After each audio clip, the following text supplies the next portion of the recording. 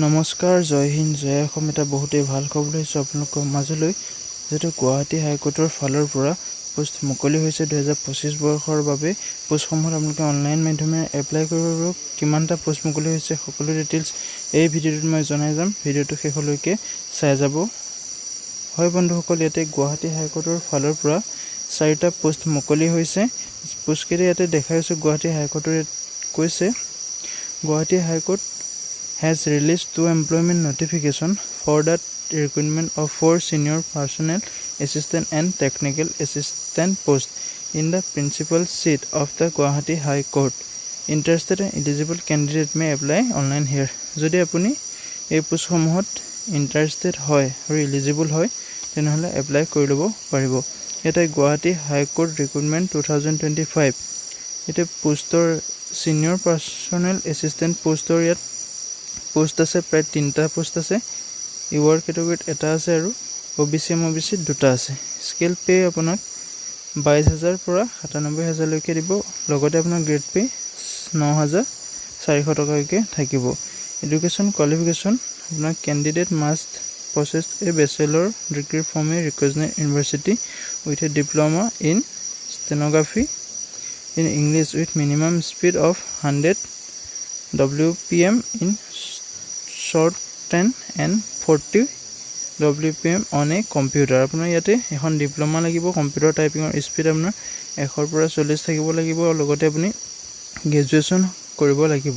ইয়াতে নেক্সট পোষ্টত আছে টেকনিকেল এছিষ্টেণ্ট। ইয়াতে এটা পোষ্ট আছে যিটো ইউআৰ কেটেগৰীতে আছে। ইয়াতে পে স্কেলটো হ'ব 14,000 পৰা আপুনি 70,000লৈকে পাব। লগতে গ্ৰেড পে 8,700 টকা। এডুকেশ্যন কোৱালিফিকেশ্যন এইটোত graduation degree in computer application BCA ফালৰ পৰা আপোনাৰ গ্ৰেজুৱেশ্যনটো হ'ব লাগিব। লগতে আপোনাৰ BSc from a recognised university with 1 year post graduate diploma. লগতে আপোনাৰ পোষ্ট গ্ৰেজুৱেট এখন ডিপ্ল'মা লাগিব 1 বছৰ। এক্সপিৰিয়েঞ্চ লাগিব আপোনাৰ 2 year ৱৰ্কিং এক্সপিৰিয়েঞ্চ লাগিব এই পোষ্টটোৰ কাৰণে। যদি আপুনি ইণ্টাৰেষ্টেড হয় আৰু এলিজিবল হয় তেনেহ'লে পোষ্টটোত এপ্লাই কৰি ল'ব। এপ্লাই ইয়াত লাষ্ট ডেট কেতিয়া হ'ব সকলো কৈ যাম, চাই যাব। ভিডিঅ'টো ভাল পালে এটা লাইক কৰিব আৰু চেনেলটো যদি প্ৰথমবাৰ কাৰণে আহিছে তেনেহ'লে চেনেলটো ছাবস্ক্ৰাইব কৰিবলৈ নাপাহৰিব।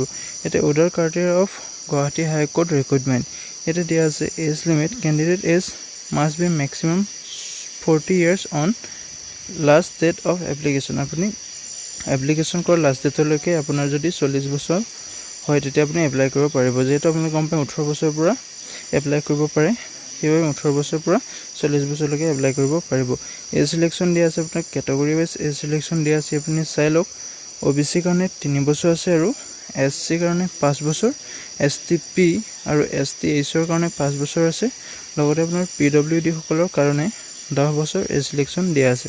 ইয়াতে employment exchange registration must possess a valid registration number of employment exchange for the state of Assam. আপুনি অসমৰ যিহেতু জনসাধাৰণে আপুনি অসমৰ এখন এমপ্লয়মেণ্ট এক্সচেঞ্জৰ ৰেজিষ্ট্ৰেশ্যন কাৰ্ড থাকিব লাগিব।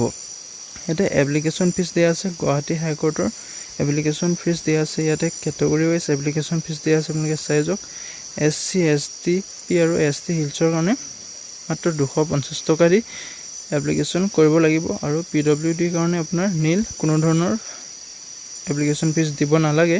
আৰু যিসকল অৰ্ডাৰছৰ হয় তেওঁলোকে 500 টকা এপ্লিকেশ্যন ফিজ দিব লাগিব। হয় বন্ধুসকল, এয়া আছিল আজিৰ ভিডিঅ'টোৰ ফুল ডিটেইলছ। আপোনালোকে যদি ভিডিঅ'টো চাই ভাল পালে তেনেহ'লে এটা লাইক কৰিব আৰু যদি চেনেলটো প্ৰথমবাৰ কাৰণে আহিছে তেন্তে চেনেলটো ছাবস্ক্ৰাইব কৰি ল'বলৈ নাপাহৰিব। ধন্যবাদ।